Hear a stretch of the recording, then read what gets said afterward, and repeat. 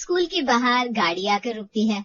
अपने हाथों में पिज्जा लिए प्रकाश गाड़ी से बाहर आता है।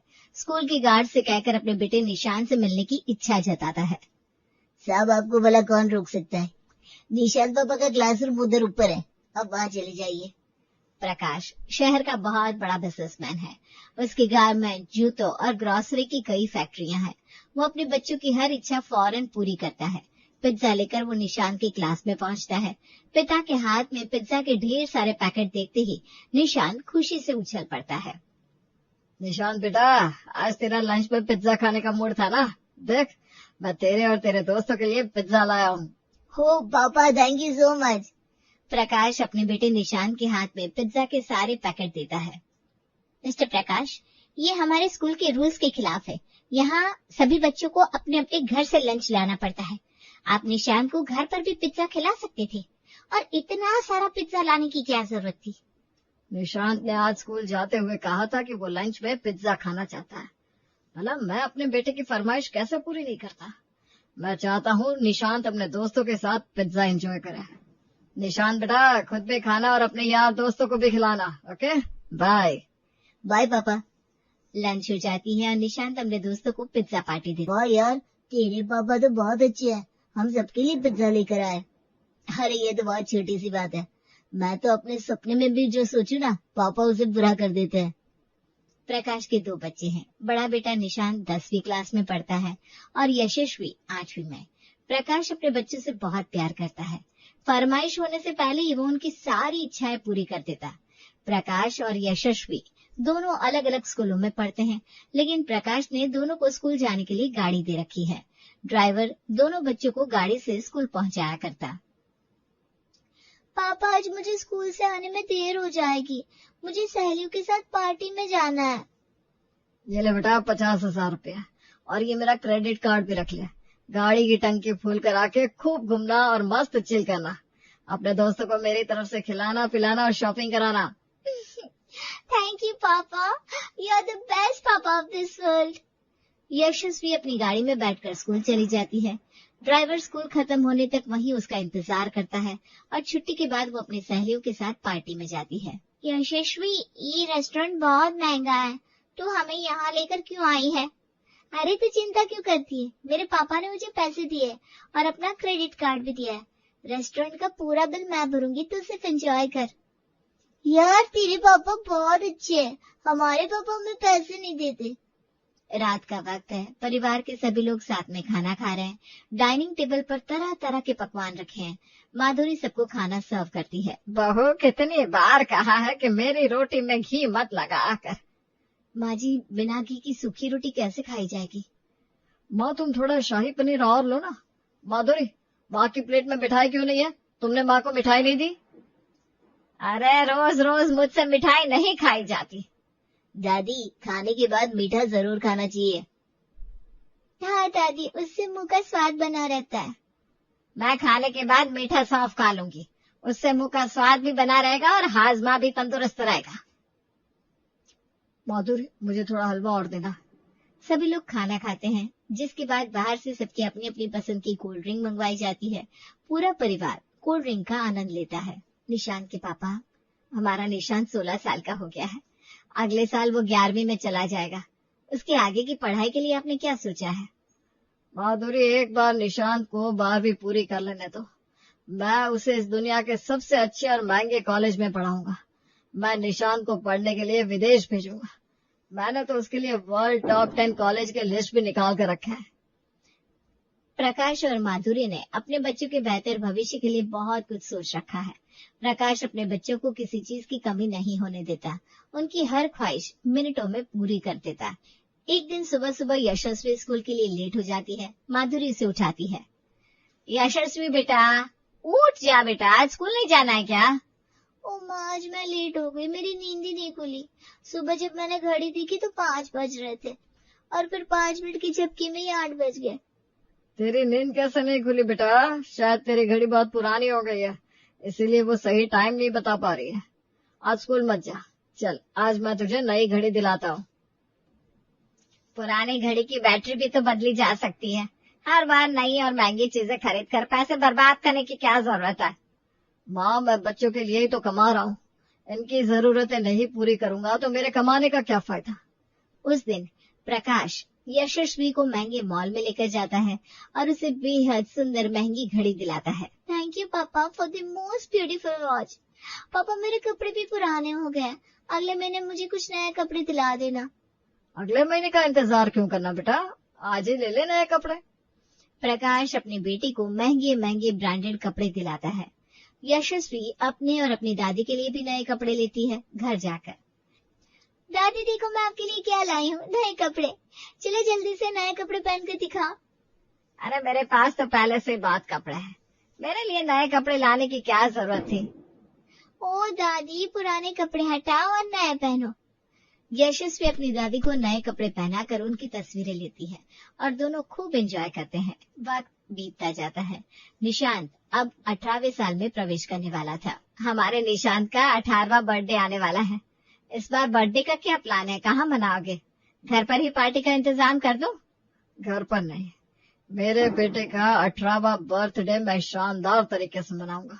तुम देखना, इस बार मैं निशांत का ऐसा बर्थडे मनाऊंगा कि दुनिया देखती रह जाएगी। उससे कह दो कि अपने नए पुराने सारे दोस्तों को पार्टी में बुला ले। मेरे बेटे की 18वीं बर्थडे पार्टी यादगार होनी चाहिए। प्रकाश 10 दिन पहले से ही शहर के सबसे महंगे 5 स्टार होटल को बेटे के बर्थडे के लिए बुक कर देता है। बर्थडे वाले दिन होटल को ऐसे सजाया जाता है जैसे वहाँ कोई शादी हो रही हो। बेटे की शानदार बर्थडे पार्टी में उसके दोस्तों के अलावा प्रकाश के दोस्त भी आते हैं। प्रकाश निशांत के लिए बहुत बड़ा केक मंगवाता है, जिसे देखकर उसके दोस्त दांतों तले उंगली दबा देते हैं। इतना बड़ा केक? अरे ये तो कुछ भी नहीं है, मेरे पापा ने मेरे लिए कुछ सरप्राइज गिफ्ट भी रखा है। केक काटने के बाद वो मुझे सरप्राइज गिफ्ट देंगे। निशांत बेटा, केक काटो। निशांत केक काटता है और सभी लोग केक खाते हैं। पार्टी में प्रकाश सरप्राइज गिफ्ट के रूप में सबके सामने निशांत से प्रॉमिस करता है। आज मैं अपने बेटे को बर्थडे गिफ्ट के रूप में एक प्रॉमिस करता हूँ कि इस बार दिवाली के मौके पर मैं इसे स्विट्जरलैंड टूर की 2 टिकटें दूंगा। दिवाली के बाद निशांत अपने बेस्ट फ्रेंड के साथ 1 सप्ताह के लिए स्विट्जरलैंड जाकर छुट्टियां मना सकता है। सभी गेस्ट तालियां बजाकर इनका स्वागत करते हैं। पार्टी में छोटे बड़े सब खूब एंजॉय करते हैं।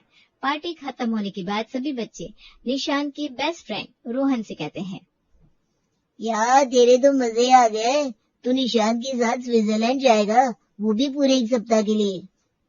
आखिर निशांत का बेस्ट फ्रेंड हूँ, कोई मामूली बात थोड़ी ना।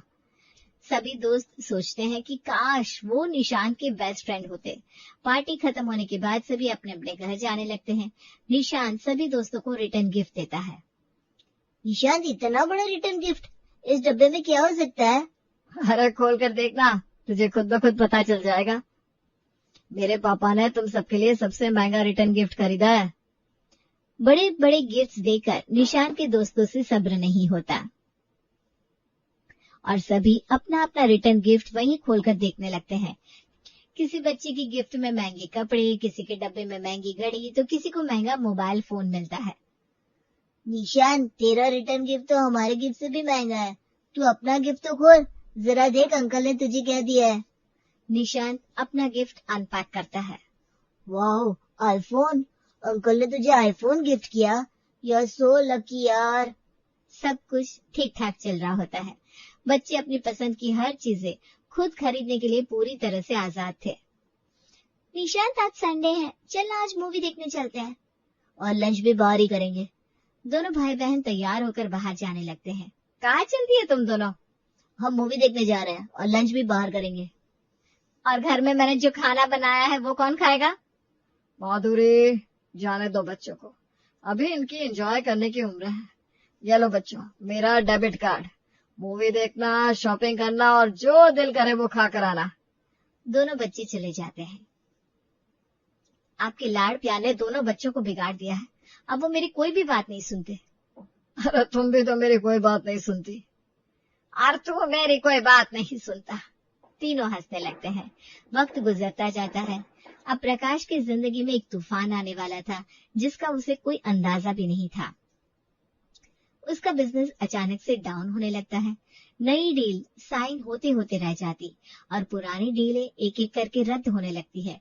एक दिन प्रकाश जब ऑफिस से घर आता है, वो काफी उदास होता है। क्या बात है, आप इतने उदास क्यों हैं? सब ठीक तो है ना?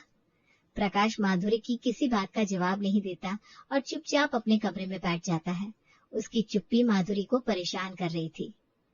निशांत के पापा, आप कुछ जवाब क्यों नहीं देते? मेरा दिल बैठा जा रहा है। मुझे बताइए ना, क्या बात है? आपको पहले कभी इस तरह उदास नहीं देखा। सब बर्बाद हो गया माधुरी, कुछ भी ठीक नहीं है।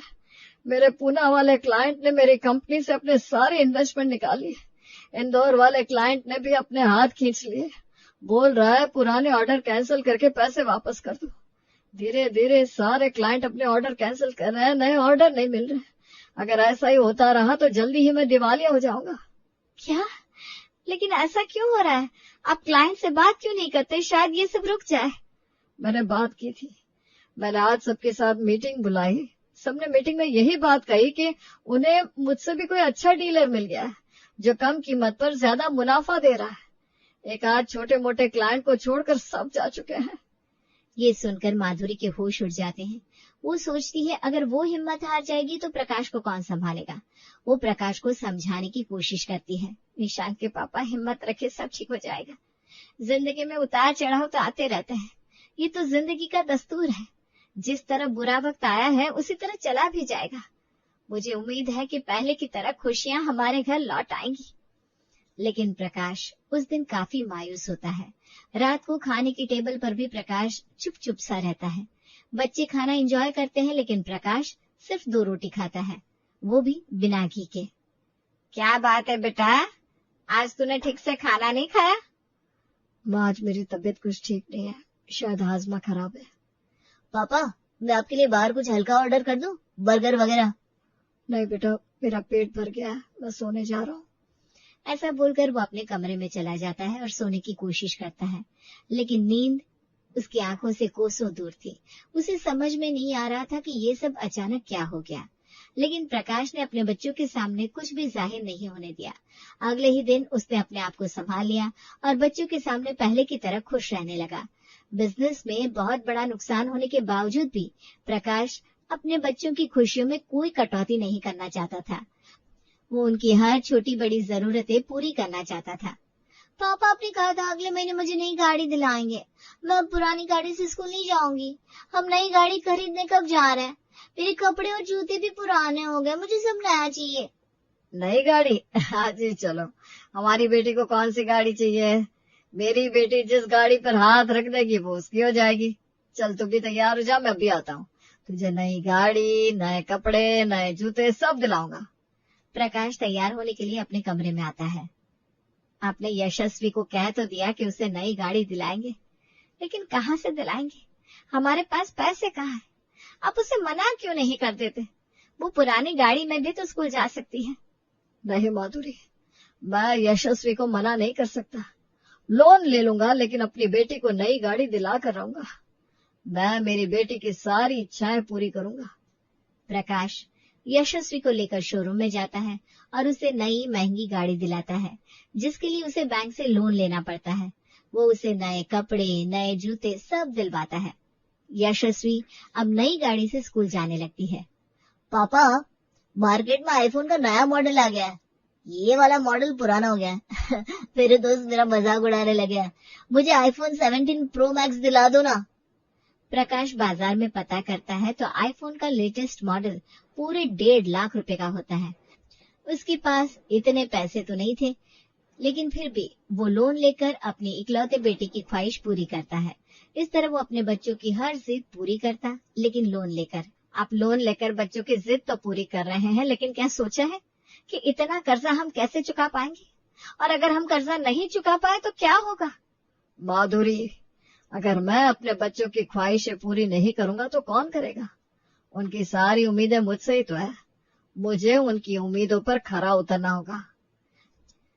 बच्चे आए दिन अपने दोस्तों के साथ पार्टियां करते, घूमने जाते, शॉपिंग करते, लेकिन प्रकाश उन्हें कभी किसी चीज के लिए मना नहीं करता। बच्चों के कहने से पहले ही वो उनके हाथ में पैसे रख देता। यहाँ तक कि उसने घर में भी किसी चीज की कमी नहीं होने दी। धीरे धीरे कई महीने बीत जाते हैं और दिवाली का त्योहार आता है। बच्चों के लिए नए कपड़े, घर की सजावट, खान पान।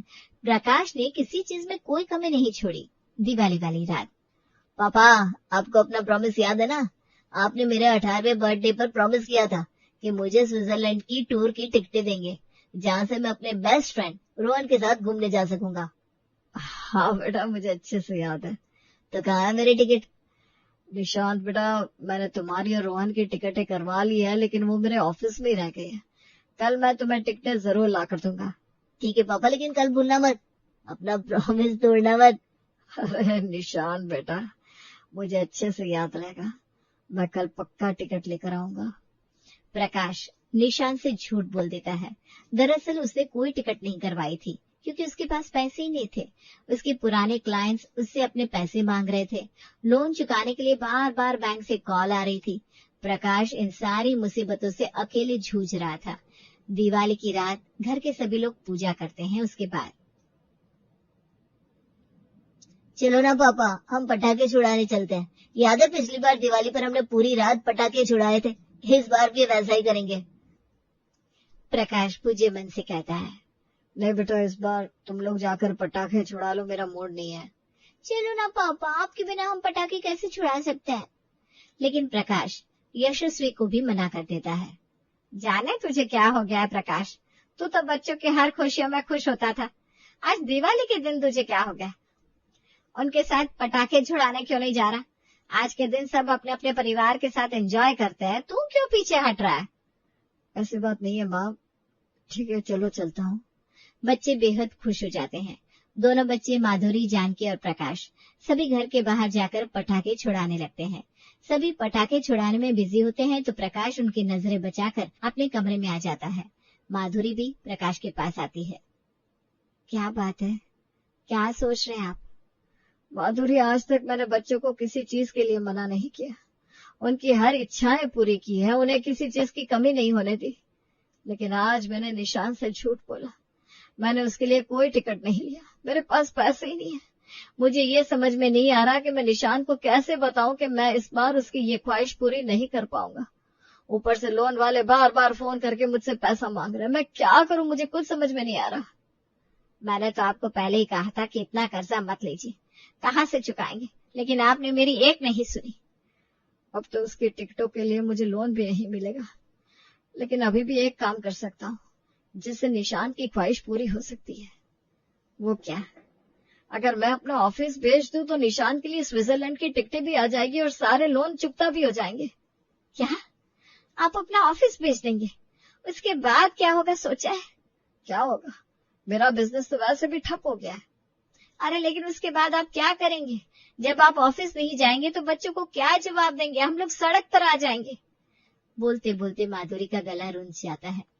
प्रकाश और माधुरी नहीं जानते थे कि बच्चे और जानकी उनकी बातें सुन रहे थे। दरअसल बच्चों ने और जानकी ने जब प्रकाश की अनुपस्थिति महसूस की तो वो उसके पास आते हैं। तभी वे उसे माधुरी से बात करते हुए सुन लेते हैं। अब वे कमरे में दाखिल होते हैं। प्रकाश बेटा, इतनी बड़ी बात हो गई और तूने हमें भनक तक नहीं लगने दी। पापा, आपने हमें इतना ना समझ लिया कि हमसे अपनी परेशानियां बतानी सही नहीं समझी। पापा, जिस तरह आप हमारी सारी परेशानियां समझते आए हैं, हमारी हर जरूरतें बढ़ चढ़कर पूरी करते आए हैं, क्या हम आपकी जरूरतों और परेशानियों को नहीं समझ सकते थे? पापा, आप हमसे एक बार कहते तो सही, मुझे नहीं चाहिए स्विट्जरलैंड की टिकटें। मैं अपने पापा को छोड़कर कहीं नहीं जाऊंगा। मुझे नहीं चाहिए आईफोन, नहीं चाहिए महंगी घड़ी और महंगे कपड़े। मुझे मेरे पापा की खुशी चाहिए। मैं मेरे पापा को पहले की तरह टेंशन फ्री देखना चाहता हूँ। पापा, आप मेरी गाड़ी भेज दो, मैं बस से स्कूल जाया करूंगी। नहीं यशस्वी बेटा, तेरा स्कूल बहुत दूर है, बस से आने जाने में तुझे बहुत वक्त लग जाएगा, सुबह तुझे जल्दी उठना पड़ेगा। पापा, जब आप हमारे लिए इतना कर सकते हैं तो क्या हम आपके लिए कुछ भी नहीं कर सकते? मैं सुबह जल्दी उठ जाऊंगी और बस से स्कूल जाऊंगी। प्रकाश, बच्चों ने जमीन पर पैर रखना सीख लिया है। तू इन्हें बच्चा समझ रहा था, लेकिन ये बड़े और समझदार हो चुके हैं।